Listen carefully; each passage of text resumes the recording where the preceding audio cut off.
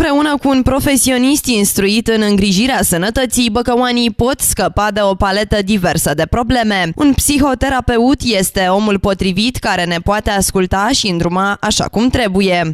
Psihoterapia constă în utilizarea de tehnici, metode și instrumente psihologice pentru a ajuta persoanele să depășească impasul existențial, dificultățile în relaționare, dificultăți de adaptare, probleme cauzate de evenimente traumatizante, pierderi, divorțuri, probleme de sănătate, probleme somatice sau psihice.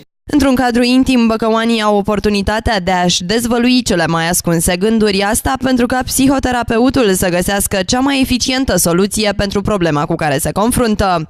Pacientul se prezintă la cabinet. În prima ședință, el este rugat să expună problema pentru care a venit, să spună ce dificultăți majore are.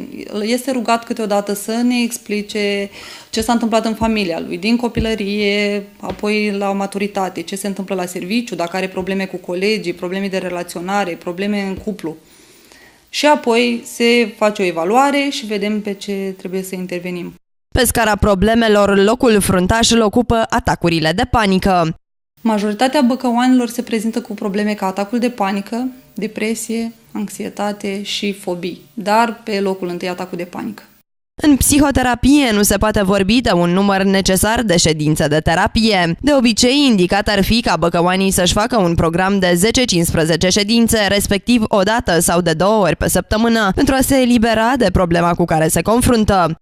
În schimb, e foarte important ca pacientul să se prezinte la terapie în fiecare săptămână, să urmeze protocolul terapeutic, pentru că altfel progresele sunt întârziate.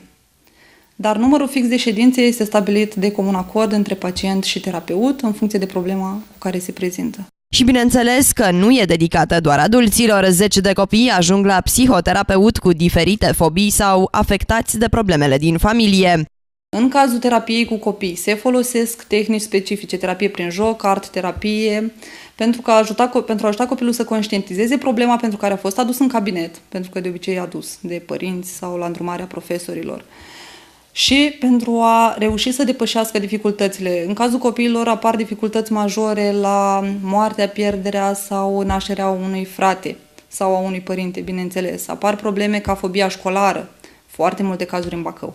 Cu toate acestea, psihoterapia îi sperie pe băcăoani. V-ați gândit vreodată să apelați la un psihoterapeut? Deocamdată nu. Dar credeți că ar fi benefică, nu știu, o ședință? Cei care simt sau au indicații, poate să încerce, că nu e ceva rău. Adică nu e ceva rău, se poate încerca. Deocamdată eu nu. Dacă este nevoie, apelez. Credeți că e benefică terapia? Da, bineînțeles. Având în vedere câte cazuri se întâmplă. Nu, n-am încercat. Credeți că v-ar ajuta într-o problemă? Da. Să purtați o discuție cu un specialist? Nu am probleme pentru așa ceva. Prețurile pentru o ședință de psihoterapie variază de la 50 la 100 de lei în funcție de problema cu care pacientul se prezintă la cabinet.